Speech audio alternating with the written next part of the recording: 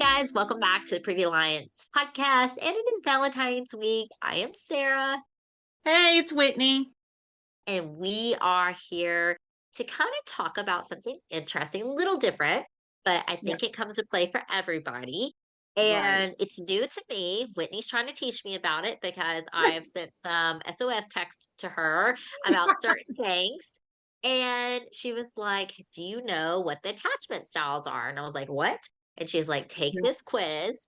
She sent me this quiz, and the questions that they ask you on the attachment style quiz had a lot of things to kind of like deal with like your relationships with your parents Mhm. and how you perceive certain things or felt in certain Right. situations. And then it took maybe like what, 5, 10 minutes. And it's not a bad quiz, but then you get your results and it tells you what kind of attachment style you have. Right. So I was, I believe I was secure attachment. I believe Um, so. but I learned there's like 4 different types, Mhm. and you may be thinking, "Okay, that's great. Why are you guys talking about this, and why is it, appropriate for Valentine's Day?" Right. And, well, attachment styles are also going to influence how you are as a mom. It impacts all areas of our life. So with our kids, with our spouse, with our friends, even with Right. our coworkers and our jobs, with our parents, it's really across the board how our attachment style impacts our day-to-day lives and our day-to-day interactions with people. Totally. So, okay. All right, Whitney, let's break them down. Okay. So, attachment styles, from what I understand, right, it is something that is formed based upon our early experiences in life. Is that correct? It is. And I will say, you may have really great parents who are not abusive, they're emotionally available. So they really can help lay that foundation of what we call a secure attachment. However, especially during those preteen and teen years, depending on what our relationships are with our peers, depending on what our early dating relationships may look like, or, heaven forbid, if you lose your parents at a younger age and then you've got either grandparents that step in, and an uncle, godparents, foster care potentially, that plays a role in our attachment style as well. And Right. so to start truly with the easiest one, the secure attachment style, and it is exactly what it sounds like it is. You can be in a relationship, a friendship, a working relationship, and I will say the majority of the time you feel pretty good in that relationship. There's nothing that really throws you for any big leaps. You're able to kind of ground yourself in any moment of anxiousness because no relationship is going to be sunshine and rainbows 100% of the time. That's not realistic. And honestly, conflict can actually be good for relationships because it can help us grow through those things. But with a securely attached person, they know, okay, we're going to work through this. We're going to communicate through this. We're going to use conflict resolution skills, and we're going to be okay in the long run. So, really, you have quite a bit of assurance in that relationship and how you're going to handle conflict when it does come up. So, that is what a secure relationship looks like. So, if your parents or your main caregivers growing up were really there for you, they provided for all of your material necessities, and I'm not saying like brand name things. I'm talking like food, water, shelter. You did have clothing. You were able to get to school. All of your needs were met, and your parents were Right. emotionally available. You could go to them and they didn't shut you down. More often than not, you're going to have a secure attachment style. Right. So that's kind of starting again with the easiest one to go over and the quickest one, truly, because it is exactly as it sounds like it Yeah. is. So moving into where honestly the majority of my clients kind of fall into this category, and this one can feel a little bit tricky. And I know we've talked about borderline personality disorder just a little bit here on the podcast. Anxious attachment style or anxious preoccupied attachment style looks very similar to borderline, where you get in this relationship and you're like, ooh, is it going to last? Is it going to last? Okay, I have to pull back a little bit. So it's like we're a yo-yo. We go in a little bit and then we're out. We're in and we're out. We can't really fully get into it because what if something bad happens? What if that person leaves me? I don't know that I can fully trust them because you know what? Maybe your parents were not fully there for you. Maybe you felt like you were walking on eggshells around your parents because you didn't know what version of your parent you were going to get that day. Ugh. And so, it was one of those, you always felt like you had to be like, dot your I's, cross your T's. You had to act a certain way. You couldn't be too happy. Couldn't be too happy because then they might get resentful of you. But you also couldn't cry because you would get chastised for it. So you had to Wow. be just a certain way to kind of play to your parent or your guardian, whatever your growing up situation was. So you're used to being on those eggshells. You're used to being like, I can't be 100% genuine. Mm-mm. I can't share my deep, dark feelings. I can't share these deep, dark secrets. I really kind of have to just be very careful and I have to tread lightly. So it's like you dip your toes in and then you back out. Dip your toes in, back out. And so you never really feel like you can just breathe and just chill and relax in that relationship. You're always worried that something, even if it's little, like running 5 minutes behind for a movie date, that is kind of okay, well, it's over. It's kind of doom Uh, and gloom. And that okay. is where it can mirror borderline personality disorder. But I will tell you kind of a big differentiation there with borderline. People with borderline personality disorder can tend to burn bridges. It's a very all or nothing type of mentality. And admittedly, that is developed out of trauma. They can have a very similar upbringing to somebody with an anxious attachment style. But with borderline, again, all or nothing thinking. Like we're not going to dip our toes in, back out, and go back in. It's, oh, I dipped my toes in. You did something wrong. I'm out. I'm out. I'm out. I can't do it. You're a horrible person. We're done. And it's going to be across the board. Where anxious attachment, they may not necessarily feel so back and forthy with a friend. Yeah. That one is going to be very much parental relationships and romantic relationships. We may see it some in a friendship, but maybe not as pronounced as we would with like a borderline personality disorder. Right. Okay. Got it. So that's going to be a little bit of that seesaw, that yo-yo of I'm in, I'm out, I'm in, I'm out. Can't really make my mind up. I'm seeing X's in my mind as we're talking about certain things. I'm like, Mhm. oh, that's what he was. Yep. Understandable. Also, Right. you know, didn't ever work through that. That's why he is an X. So, Exactly. Yeah. It's almost like the hokey pokey. You put your foot in, you take your foot out, you put it in, and then you shake it all about. That is the uh-huh. anxious attachment style. Okay, perfect. And So the at least next we one, have, a dance to help us shake it out and ground ourselves a little bit while we're dealing with it. look at you giving me therapy tools right here. That's All in right. one. All in one. Exactly. It never hurts to do the hokey pokey and just shake it all about. Take a little break. Shake it off, as Taylor Swift says. Just That's right. We got to shake it get those off. vibes. That's right. All right. So the next one to touch on is going to be avoidant. And Oh, this one is exactly as it sounds. Someone gets into a relationship. This one is going to be a little more across the board. So we're going to see it in friendships. We're going to see it in romantic relationships. We're going to see it in a parent child type dynamic too, where similar to anxious, where they kind of get into it a little bit. And then that fear of abandonment kind of flares up, or that fear of rejection flares up. And then all of a sudden, okay, we're done. Like they just mm, back out. And the thing is, they don't burn a bridge like borderline. They just truly get scared and they don't feel like they're worth it. And so they just back out completely because who would want them? So we have oh, a very significant low self esteem kind of root going on. These are going to be the people whose parents were not physically or emotionally available. It could be that, parents were on really hard times. And so they had to work two jobs. And so they couldn't be there as much as maybe they even wanted to be. yeah. And that's the Yeah. really sad part of it, is that they very much probably wanted to be there, but they had to pay bills. And so they just were not a very present parent physically or emotionally. We can see that with parents who have substance abuse problems, whether it's alcohol or drugs, prescriptions. There's that self medication, and then the parent is just not there. Or it could be that we have almost what we call the angry drunk or the violent user, so to speak. And so someone who has this avoidant is like, well, if I just stay away, I can't take the brunt of that. Uh, It's really sad when you think about it, because this person kind of retreats to childhood quite a bit. They revert to like 5-year-old them that's like, well, if I just go hide in the closet, they can't get mad at me for doing that.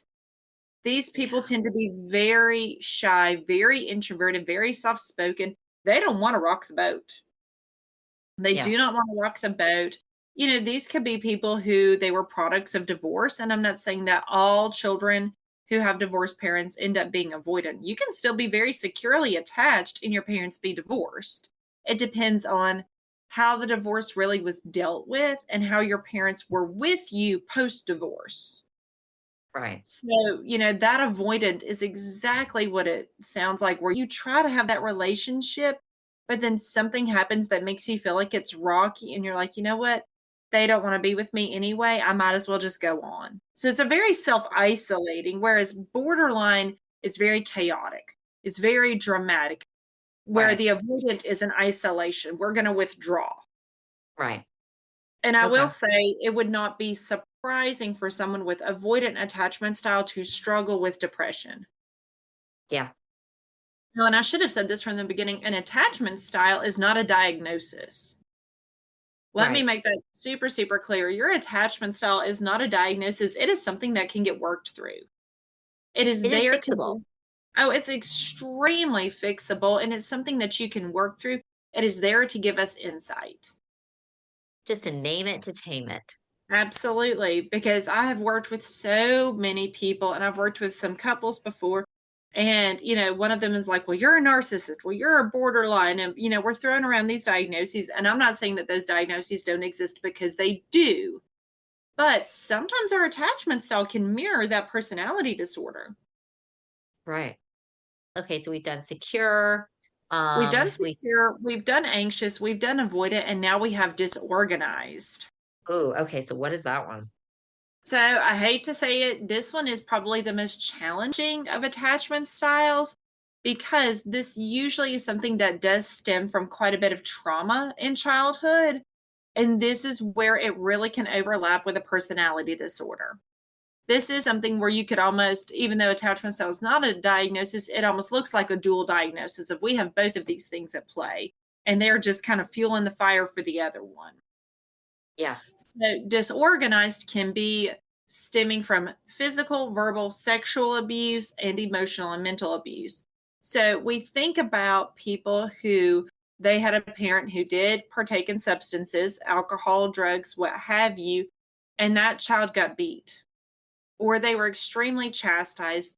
These are going to be those parents who they expect their child to hang the moon and stars. And when they make a 95 instead of 100, it's not good enough. It is not good enough. They're never going to amount to anything. We have that berating, that belittling, that child feels incredibly insignificant. But the next day, that parent, when they sober up, they can be like, oh, you're just the best kid ever. So you don't know where you stand. You don't have a clue where you stand with that parent. Or, and I don't fault families for this, but honestly, this is just another, I guess, form of trauma for a child is what if you have multiple people helping take care of the child because the parents have to work so much? So it could be dad does bedtime one night, it's mom the next night. Well, now we have an aunt. Well, now we have a babysitter, and there's never a consistent pattern to it. Yeah. Because like my husband and I, like we split bedtime with our kids. So like I put the 3-year-old to bed, he puts the 6-year-old to bed.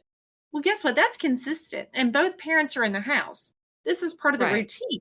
So they know, okay, well, mom and dad kind of divide and conquer. They don't use those words, but it's this whole, Yeah. okay, well, dad puts me to bed and mom puts sister to bed.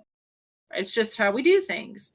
And again, I don't fault these families who you have parents that have to work multiple jobs just to pay your bills. But Right. it's the inconsistency that really plays such a big role in that disorganized attachment style. And then you also want to look at, again, you have no predictability in that parent's temperament. So we actually do want to think about could that parent have had borderline personality disorder where your mood is really all over the place? What most people think of like a bipolar disorder, man, their mood changes 20 times a day. Well, that's not really bipolar. Borderline Right. is going to be more of that rapid mood change of I'm happy, 20 minutes later, I'm angry. Well, now I'm sad, all the things. And it's Right. consistently like that. Because, you think about it, if you have a death in your family, well, grief is that wild cycle where you have that mixture of anger and sadness, maybe gratefulness that that person isn't suffering anymore. But I can't lash out and put that on my child. Yeah. Right. And so, they may see me kind of feeling all over the place, but it can't get projected onto them. Whereas these parents, their moods do get projected onto the child. So if someone's saying, okay, Whitney, I think I'm hitting one or more. What Yeah, should I do? If someone's just curious, they're like, okay, this sounds like there could be something behind it for myself, my partner, my right. so and so, and they want to So, get more curious, they want to get worked on. What steps here?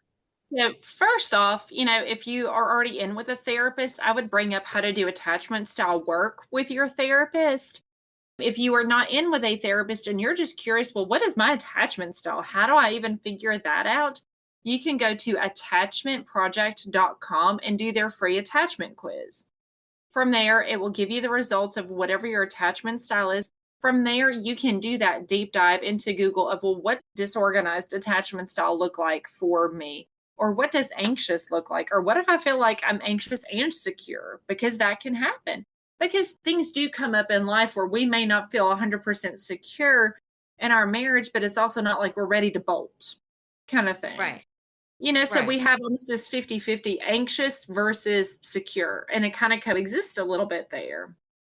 So, taking that deep dive into figuring out what is your attachment style. And again, it's attachmentproject.com. You can do their free attachment style quiz. That is what I refer my clients to do. It's very helpful. And again, attachment style is not a diagnosis. I cannot say that enough. It is not a diagnosis, it is a tool to help you understand kind of how you operate, how you connect to others. It's there to give you insight, but also help you to be like, okay, well, even if I'm a secure attachment, what can I do to help my children have a secure attachment? How can I be there for them? So even if you get secure, you may look into these other attachment styles. Well, what causes these attachment styles? Okay, I need to make sure that I avoid those things. I love that because you may be saying, I know things happened in my childhood. And yes, maybe this is the way I am. And you may be thinking, I don't want that for my kid, or I just want my kid to be able to have healthy relationships, or, Right. I don't want them to be that person, like you said, that does the tiptoe in and out. Or, I Right. guess if you're finding yourself, and let's say you are one attachment style and your partner is the other attachment style, Mhm. what is the Common. biggest, like, common conflict there of the styles that usually you see that you're going, "Okay, this is why we're seeing this conflict," or, "This is why they see it this way and they see it that way." I have to say, anxious and avoidant for some reason tend to find each other. I don't know why that tends to be the pattern, but that's just what I have seen more often than not. And so you have these people who are anxious who are like, okay, I'm in, I'm out. I'm in, I'm out. And then avoidant that is kind of like, I don't know that I can actually jump in. Well, we can see where if both of them feel uneasy, they bolt. Yeah, Or in an argument, they both feel like they've never been heard. So then it escalates, escalates, escalates. Well, then it's this big argument, and then boom, they're angry at each other for weeks. yeah. And so I mean, it can be really challenging to kind of mesh or interact two different attachment styles. But the truth of the matter is, we're all most likely going to have different attachment styles. More often And than you can have not, a we combo are. or combos, right? Like, you could Absolutely. have like, you could have You all could have 4 anxious and technically. anxious. Yeah, You could have anxious, anxious. You could have disorganized, disorganized, avoidant, avoidant. You could even have these same attachment style, which, I mean, think of it like when we were kids and we were in science class and we did the magnets. What happens when you put two negatives or two positives together? They yeah, repel, right? right, yeah, Same thing with attachment style is that if you've got a disorganized and a disorganized, ooh, that's going to be pretty volatile. yeah, And totally. so when we do attachment style, it's there for insight. It's not there to be accusatory. It is not a character flaw, but is there to give insight for both parties so that they can start to work through these things. And honestly, again, disorganized more than the others, but the others are not excluded from traumas to work through. And that's the thing, is because you can look back, and I think it makes a safe place Mhm. just for conversation to be started. And it Mhm. doesn't feel as accusatory if it's like, well, you're wrong because of X, Y, and Z versus why is this your response? And how is that tied to, or I can see why they respond this way if this is how it was when they were a child, or they never had someone show them this is, you know, show them true love or show them like structure or show them that like yes you do Mhm. get into a fight but like you that's not like because you get in a fight you're done forever, right? Like or a disagreement does not mean the end of a relationship. A lot of people Right. do think that, right? Or they could never be seen or heard. So I think it is, again, it goes back to just being a parent and becoming a mom or being a mom.